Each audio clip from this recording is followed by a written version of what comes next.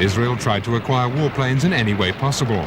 Junkyards were scoured for remains of World War II planes. An imaginary film society bought warbirds for the making of an imaginary war film, and so on. The pilots were Jews who'd served in the RAF during World War II or volunteers from abroad.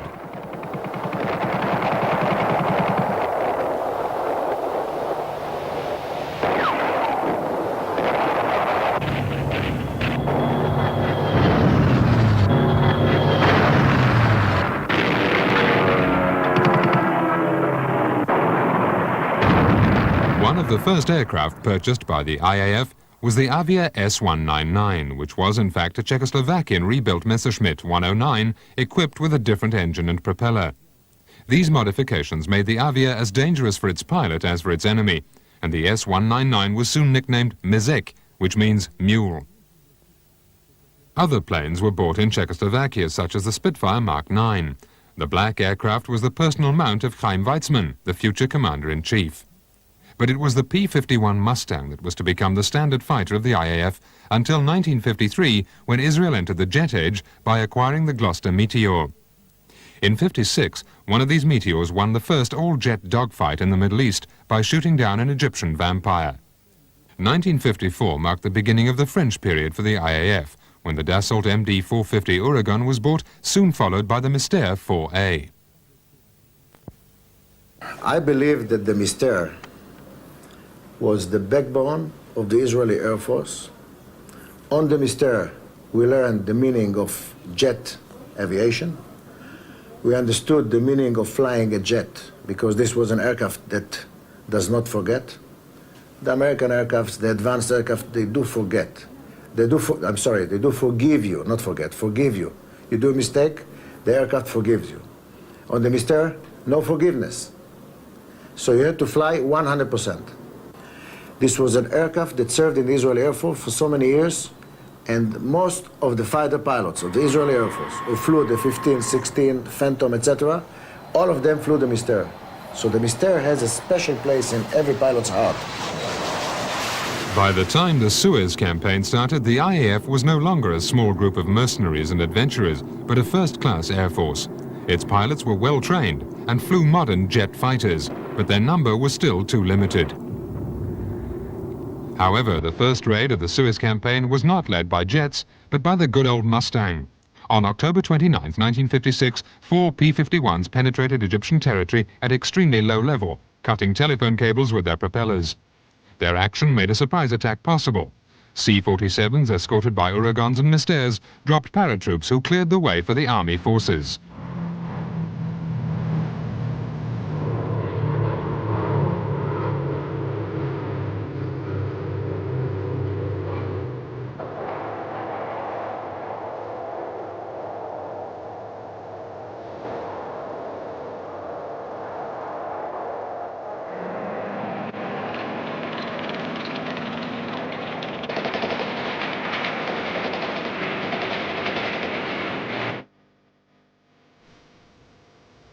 A few days later, the Sinai was conquered and the blockade of Eilat, the only Israeli port in the Red Sea, was raised. In the meantime, the French and British forces fought for the domination of the canal. The war lasted only 9 days.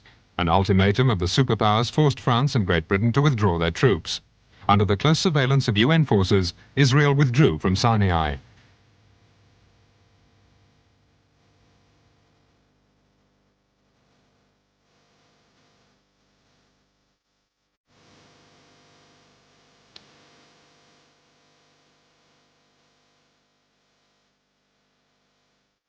After the war, a real arms race took place in the Middle East. The Arab countries were strongly supported by the Soviet Union, who'd already sold them MiG-15s. However, the MiG appeared to be inferior to the Mystère 4 in air-to-air combat. It was replaced by the MiG-17 Fresco. With the Fresco, which flew higher, faster, and outclimbed the Mystère 4, the Arabs caught up their technological gap. And the MiG-19 Farmer, Sukhoi Su-7 fitter, and this British Hawker Hunter made things even worse for Israel. But the plane that really upset the balance was the MiG-21 Fishbed.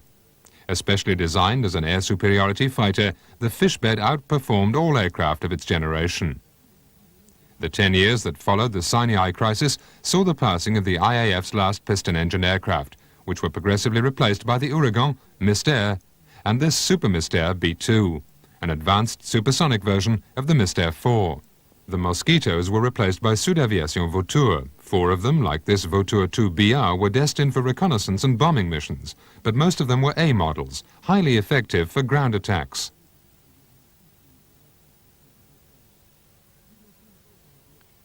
In 1962 began the delivery of a new fighter that would mark the history of the IAF. The Mirage 3C was at that time one of the most advanced aircraft in the West and had been chosen by the Israelis to face the MiG-21.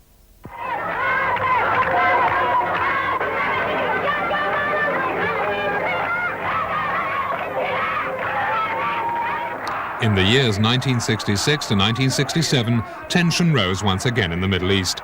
The Arab countries started an anti-Zionist campaign. They tried to provoke Israel, and the media called for a holy war to push the Jews back to the sea. Syria and Egypt massed troops at the frontiers, and President Nasser expelled the UN observers from the Sinai. The Arabs were ready to attack.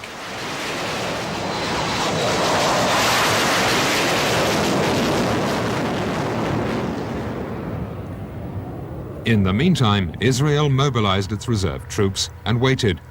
Tension was so high now that the slightest incident would cause an explosion.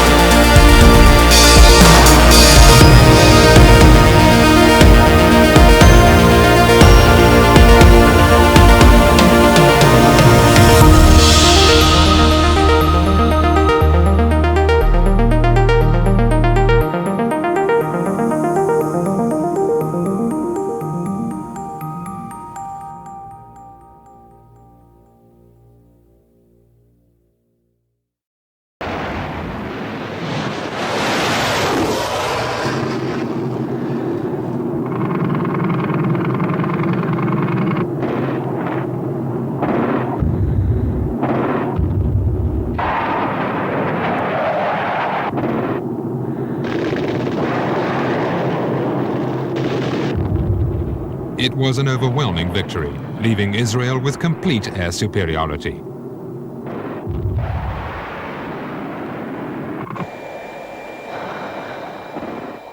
The progression of the Israeli ground forces was now protected against airstrikes, but for the Arab armies, the situation was desperate. During the following days, the IAF led several raids on military convoys. Even the Fouga Magistas, which were normally used as trainers, were armed for ground attack.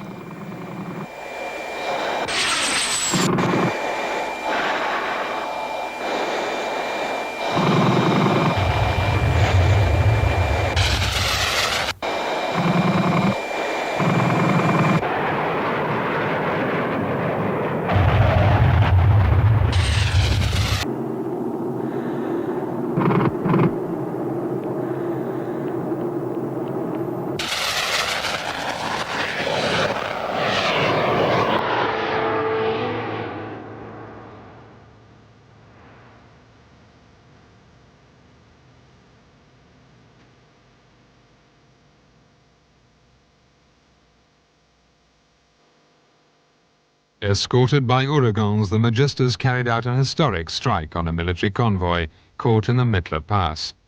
Hundreds of trucks and armor became trapped, unable to protect themselves against the fury from the sky. When the smoke cleared, nothing was left but a several-kilometer-long ribbon of burnt-out wrecks. The Egyptian soldiers returned home on foot.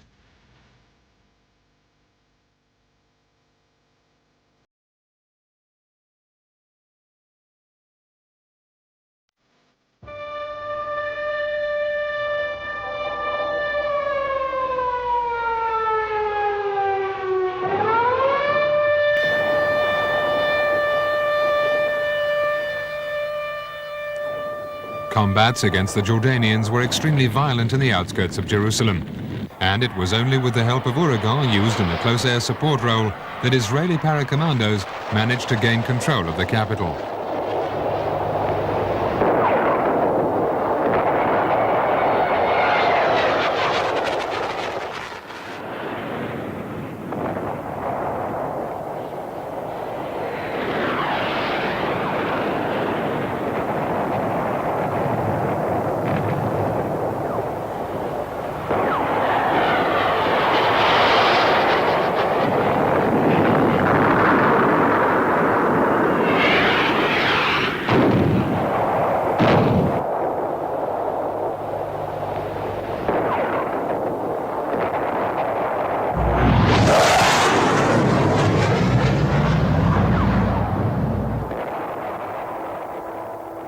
When the armistice was finally signed on June the 10th, it was obvious that Israel was the great winner, a triumph mainly due to the Air Force. However, the Israelis had suffered many losses: 785 killed, 2,500 wounded, and 46 aircraft lost. The Arabs had lost 452 aircraft and 500 tanks, 70% of their war machine.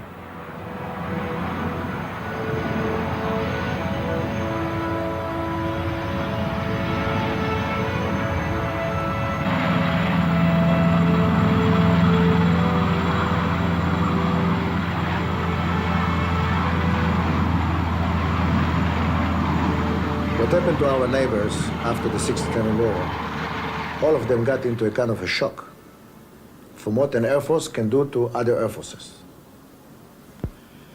And they brought in the missiles from Russia, and that's how the war of attrition started. They wanted to push the missiles to the Suez Canal, and the Israeli Air Force prevented them from going to the Suez Canal. After the Six-Day War, General de Gaulle suddenly decided to stop all weapons deliveries to Israel. The IAF then started negotiations with the United States, and in 1968, the first A4H Skyhawks arrived. As the years went by, other versions of the Skyhawk came into production. The A4N, for example, and its famous camel hump, a bulge that housed new avionics and that Israel also retrofitted to its other Skyhawks. The exhaust pipe was also modified in order to reduce the infrared signature. In 1969, Israel received its first F-4 Phantoms. The Phantom was unquestionably the best interceptor of the 60s and had been combat-proven in Vietnam. The IAF had ordered the most advanced versions of the aircraft, the F-4E, equipped with an internal gun and slatted wings. The Phantom came too late to play a decisive role in the war of attrition, but was intensively used during the Yom Kippur conflict.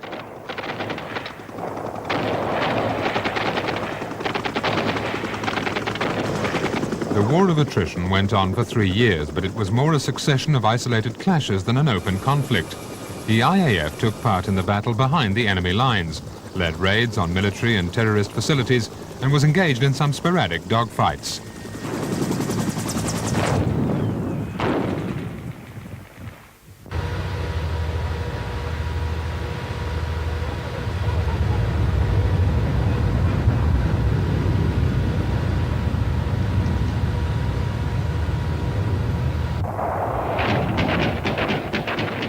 Soviet intervention became more and more obvious. The Soviets trained the Egyptians to handle surface-to-air missiles, and Russian pilots and fighter aircraft were observed in Egypt. On July 30th, 1970, an aerial battle took place between Israeli Mirages and Phantoms and Soviet MiG-21s. At the end of the engagement, 5 MiGs had been shot down without the loss of a single Israeli fighter. Finally, on August 7th, a ceasefire was concluded.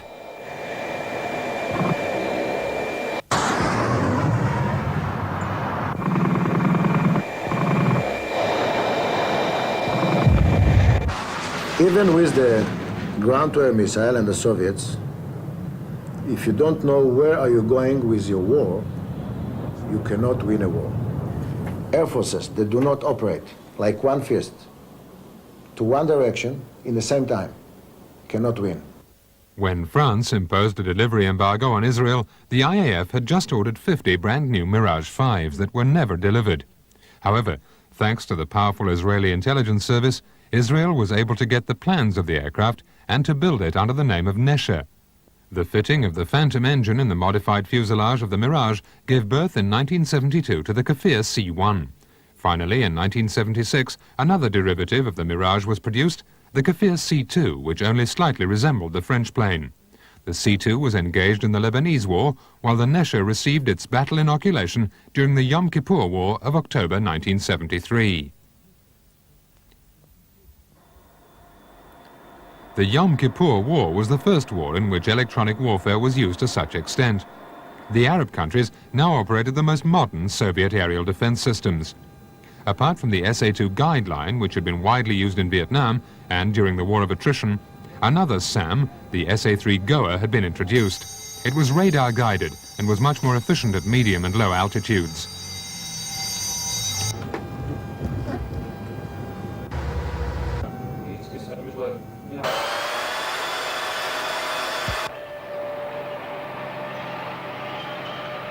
For the first time, mobile launch pads were used. They were harder to find and destroy than the SA-2 and 3, whose locations were well known. Despite their shorter range, these missiles caused the heaviest losses to the IAF. At the beginning of the war, which started with an Arab surprise attack during one of the most sacred Jewish festivals, the IAF was almost powerless. Deadly accurate SAMs shot down every aircraft that dared enter their area of operation, and the Egyptian land forces progressed with impunity.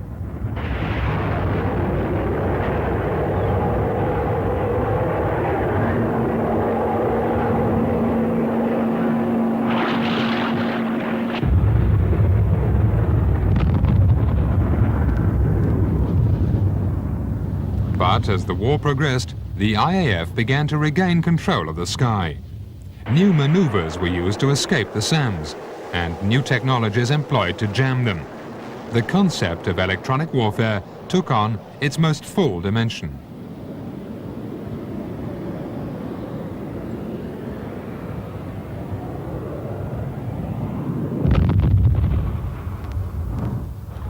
Joint operations between armor and aircraft managed to suppress many SAM sites. On October 24th, a new armistice was signed.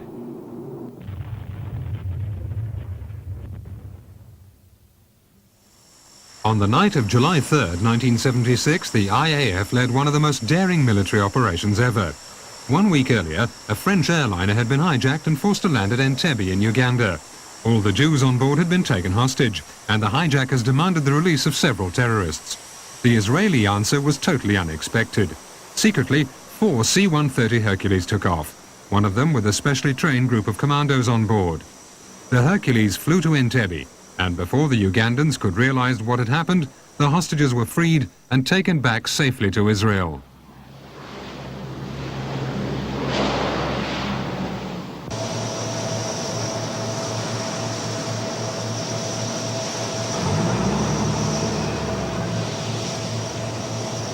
In 1981, the IAF carried out another long-distance raid.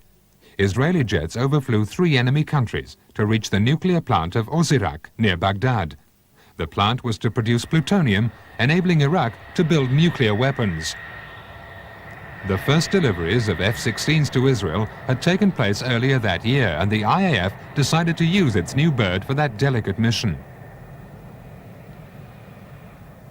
The protection of the F-16 squadron was assured by McDonnell Douglas F-15 Eagles. The F-15 had been in service with the IAF since 1977, and the Israelis had hesitated for a long time, wondering if they could really afford such an expensive aircraft. But the Eagle would prove that it was worth its price a year later, during the Lebanese War. On June the 7th, 1981, 8 F-16s took off from their home base, each of them carrying 2 tons of bombs. A nerve-wracking flight of 970 kilometers at low altitude over hostile territories led them to the Osirak reactor.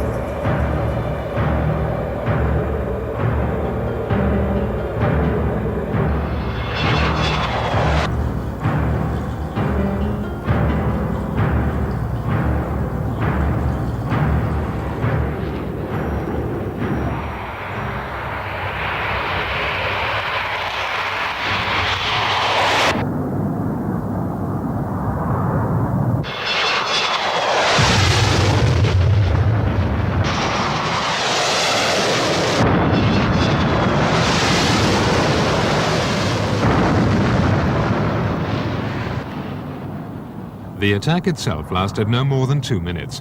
Each Falcon overflew the target once and placed its load with extreme accuracy on the calculated spot. The plant was left completely destroyed. At the beginning of the 70s, the PLO had established its headquarters in Lebanon. Northern Israeli villages were shelled from behind the frontier by Katyushas, missile launchers that could reach a target 40 kilometers away. In '82, the number of attacks increased, and the villagers spent more time in shelters than at home.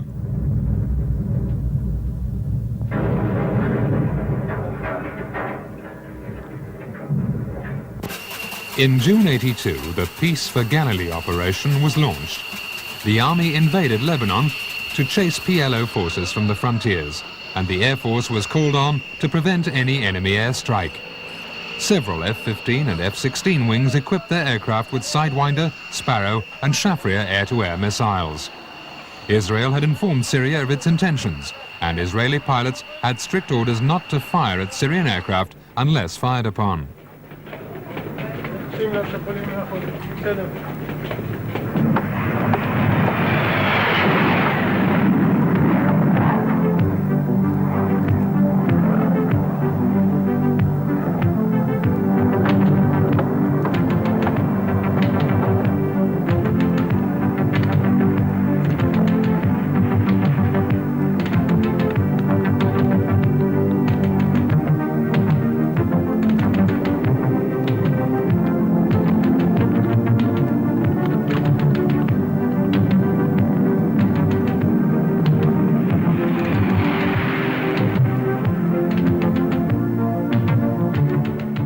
Grumman E-2C Hawkeyes in service since 1978 would be used as flying observation posts. Their powerful radar was capable of spotting enemy formations over a long distance.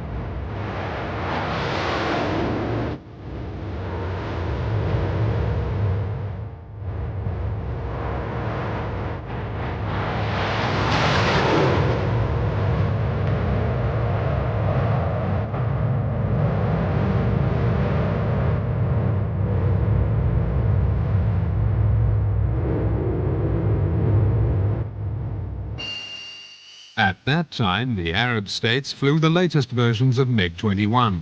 But most of all, they were equipped with a new Soviet swing-wing interceptor, the MiG-23 Flogger. On June 8th and 9th, masses of Israeli and Syrian aircraft engaged in an enormous aerial battle of World War I dimensions. But instead of light biplanes, these were the most modern and advanced jet fighters.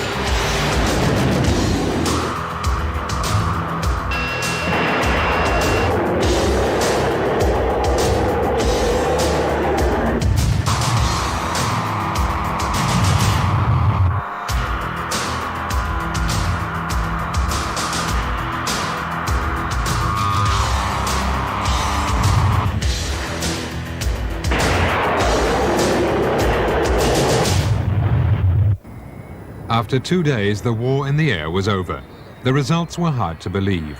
85 MiG-21 and 23s littered the Bekaa Valley, and not a single Israeli fighter had been lost.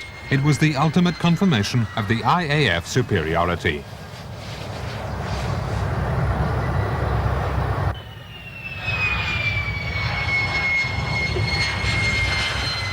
You know, sometimes the wars are being described in the media more happily than they are in real time. All the wars that I participated in, 56, 67, War of Attrition, 73 war, all the wars were very serious, very tough, very sad. A lot of losses of life and equipment, and it was not easy and not happy.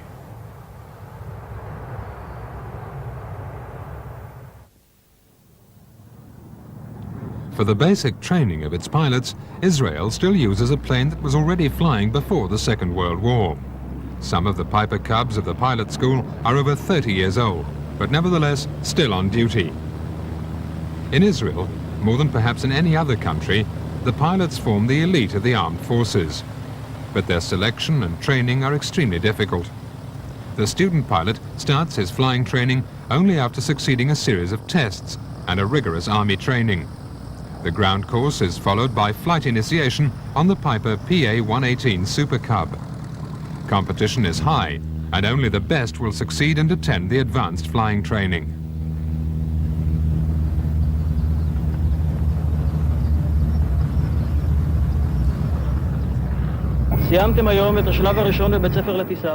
The most dreadful moment for these young men is undoubtedly the announcement of the failed students. האנשים שאקרא בשמותיהם נמצאו לא מתאימים להמשיך בקורס הטייס. לפני שאקרא בשמות, אני רוצה לאחל להם הצלחה בהמשך שירותם הצבאי, ולנשארים הצלחה בהמשך קורס הטייס. האנשים שנמצאו לא מתאימים הם ברטל עופר, ברנע עופר, גור לוי אמיר, דוד אורן, דוד זונרן, הלוי אבי. After the Piper, the advanced training continues on the Fuga Magister, known as Tsukit, and licensed built since 1960 by Israeli aircraft industries. The Israeli Magisters have been upgraded, and it's most likely that despite an already long career, they'll fly on into the next decade.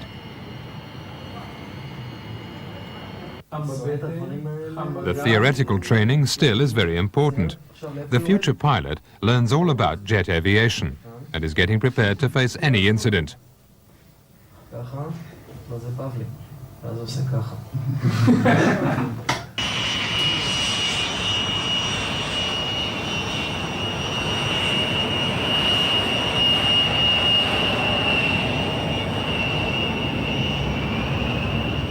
Having spent several hours in the small cockpit of the Tsukit, the moment comes for the student to prove his worth, the first solo flight.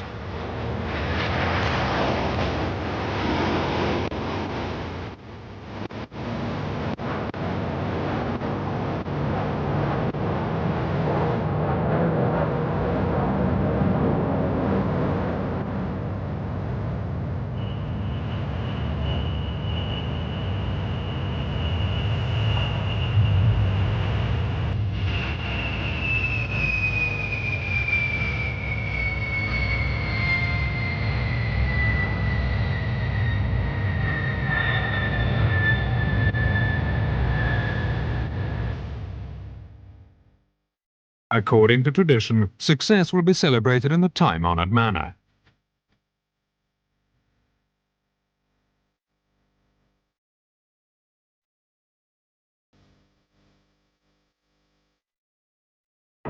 When the student finally graduates and receives his wings, the first hours in the Piper Cub are nothing but a distant, vague memory.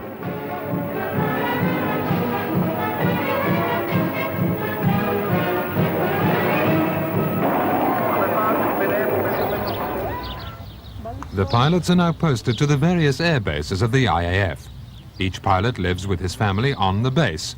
Even though Israel is a fairly small country, it possesses numerous air bases, comparable to those you can find in the United States.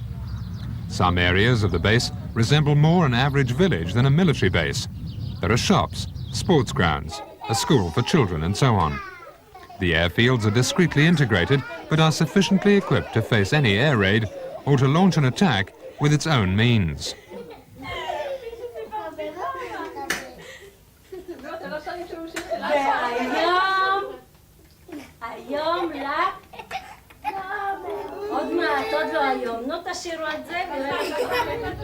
Here, the past is still present in the memories of all.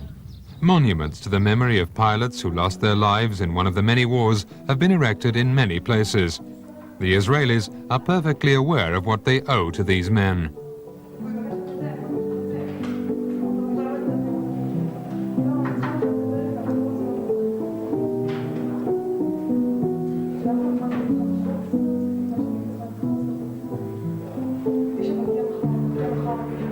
Planes also have their memorials.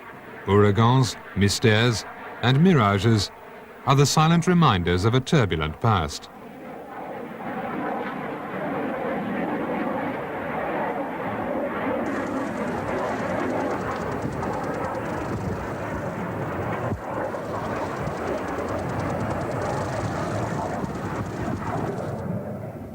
For its transport missions, the IAF still relies on the C-47. Although the design of the Dakota is 50 years old, this aircraft manages to survive in the environment of today's hyper-sophisticated aviation.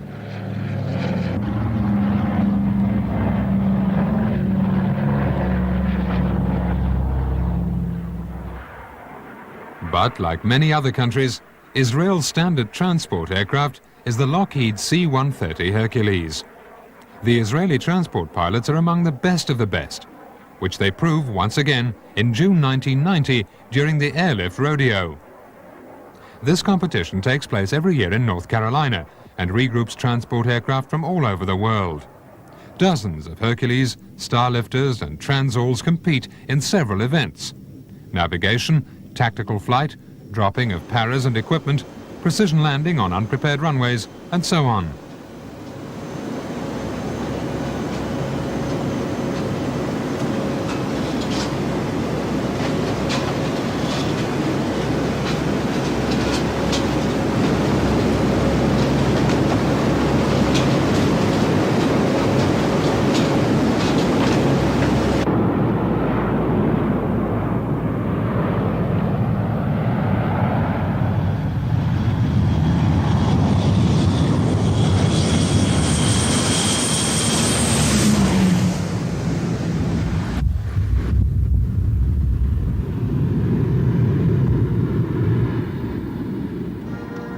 The Israeli team accomplished all these events with extreme accuracy and received the award for the best international team for its professionalism.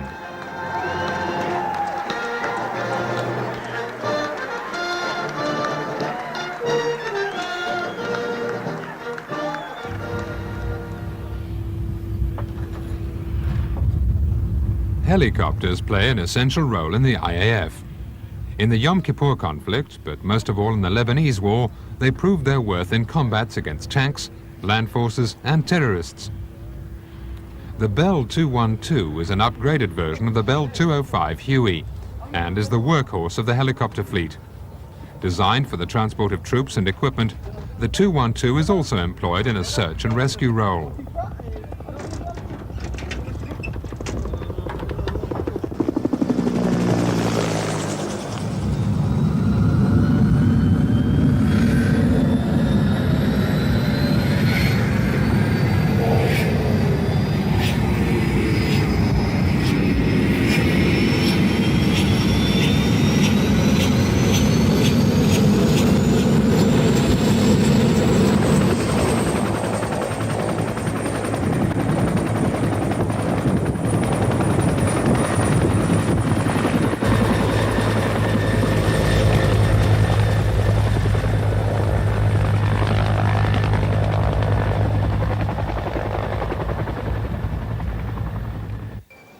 In incidents like this, the helicopter serves as an aerial observation post and coordinates operations on the ground.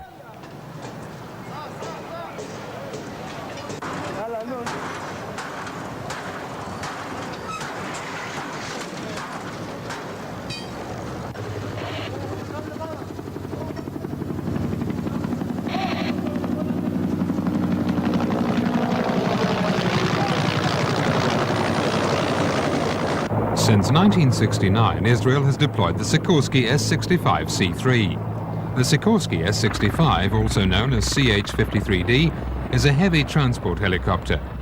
This powerful machine is perfectly adapted for missions at high altitude and in warm climates.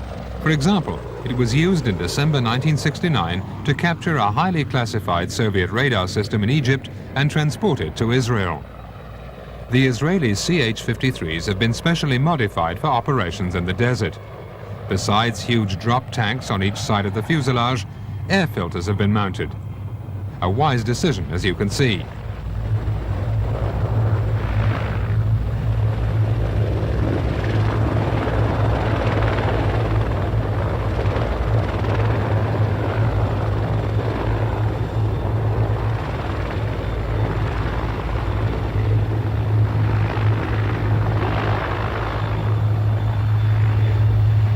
For close support and anti-tank missions, the IAF utilizes the AH-1 Huey Cobra.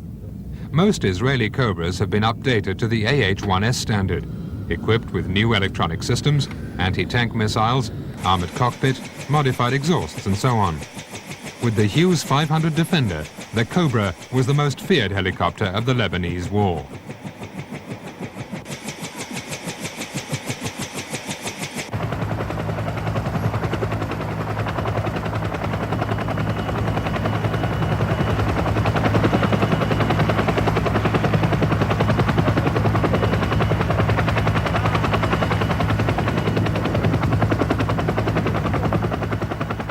The Defender. Smaller and lighter than the Cobra, it's also cheaper and quieter. This last aspect proved to be of great importance in the mountainous regions.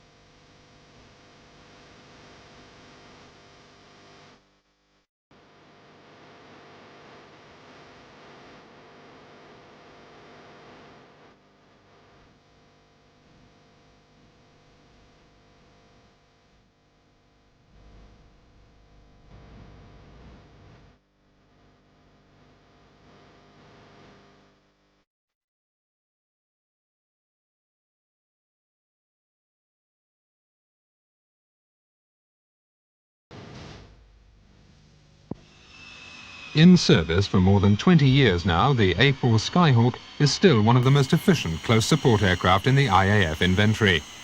Like most Israeli aircraft, it's been modernized several times. The extended tailpipe, for example, an Israeli modification, makes the aircraft less vulnerable to infrared guided missiles.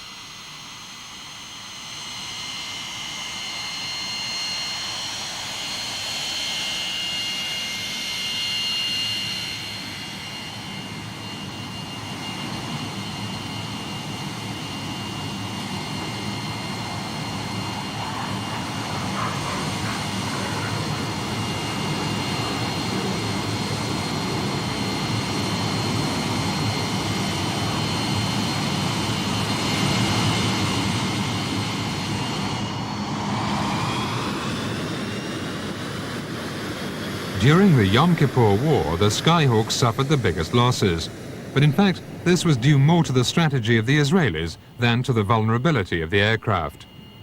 For very risky missions, the Israelis preferred the A4 to the more recent, but also more expensive Phantom. According to many pilots, until the arrival of the F-16, the Grumman A4 Skyhawk was the most maneuverable jet in the Middle East, which these pictures seem to confirm.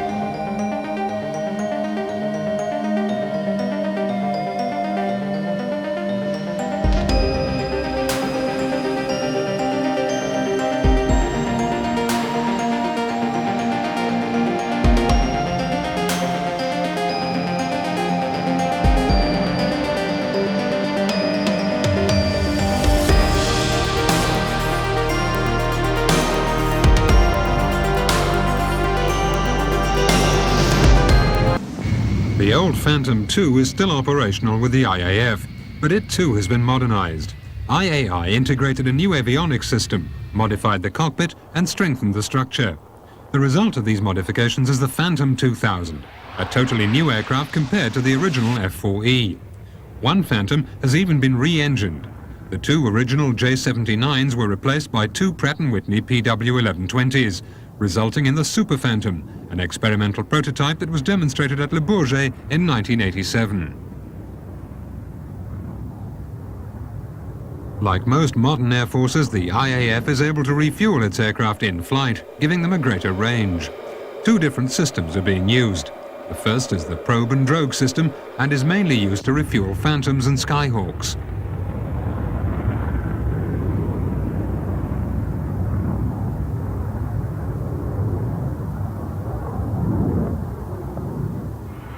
But Israeli aircraft industries designed another system. Like KC-135s, 5 Boeing 707s at least have been equipped with an Oriental boom. The boom operator monitors the operation by means of a video camera. This method is used for the refueling of aircraft such as the F-15 and F-16, which are not equipped to be refueled by means of the probe and drogue system.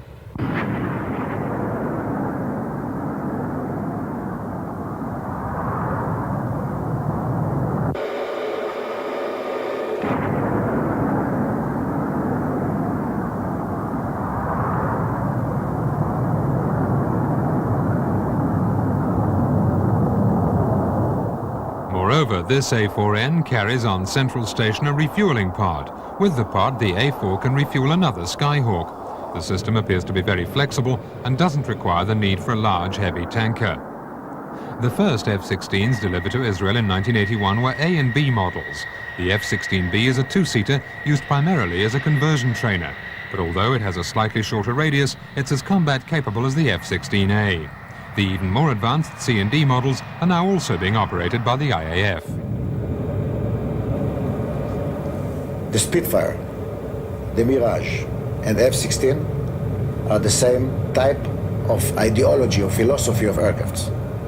The Spitfire was built around the pilot. Small cockpit, maneuverability, superb, short range, air-to-air oriented. Mirage, the same. And it was an excellent answer against the MiG-21 in its time. The Spitfire was an excellent against the German Messerschmitt, etc.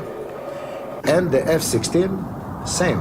This is the best answer against the MiG-23, MiG-21. The Mustang, the Phantom and the F-15, heavy, big cockpits, long range, a lot of munition. Different type of flying. It's not crazy stick and throttle and where's the enemy. Here you have to think, you have to navigate, you have to do a lot of stupid things. Fighter pilots like Spitfire, Mirage and F-16.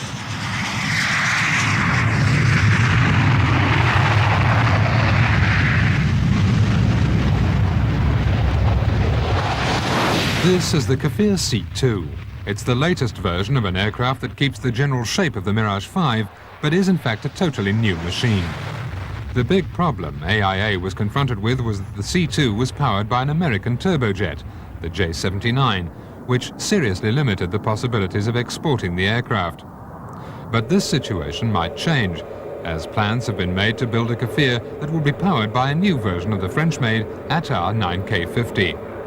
This new collaboration between the two nations would also put an end to the embargo imposed 20 years ago by General de Gaulle.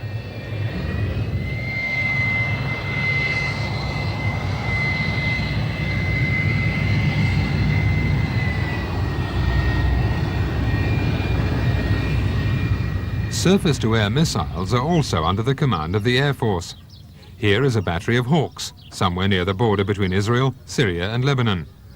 Batteries like this one are on constant alert, and when an enemy is detected, the alarm is immediately given.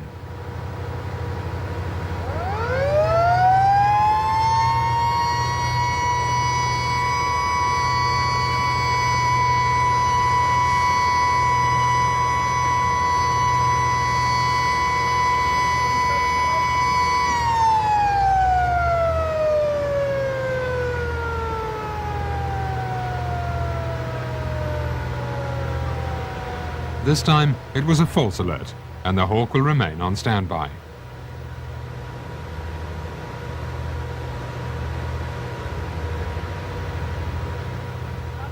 For the surveillance and reconnaissance of territories close to the border, the IAF operates remote piloted vehicles, or RPVs.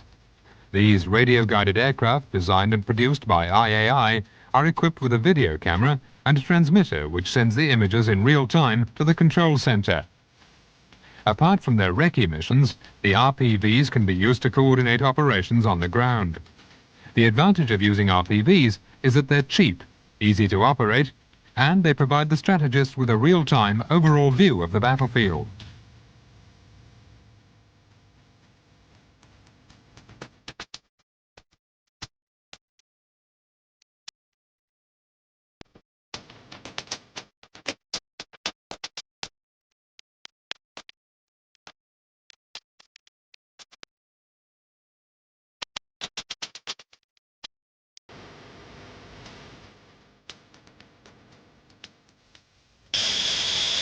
The Lavi is the sum of Israeli know-how in aeronautics. The first prototype integrated leading-edge technologies and was undoubtedly the most advanced jet fighter ever built. After the production of a second prototype, the project was cancelled at the end of 1987 because of the huge investments it required. However, IAI decided to build a third aircraft, the Lavi TD, for a technology demonstrator. This film was taken during its first flight on September 25, 1989. The TD is powered by a Pratt & Whitney PW1120, the same engine that equips the Super Phantom and the F-18 Hornet. The aircraft is controlled by a fly-by-wire system. Like the F-16 and the new Saab JAS-39 Gripen, the Lavi is a multi-role aircraft, as good in low-level missions as in intercept missions.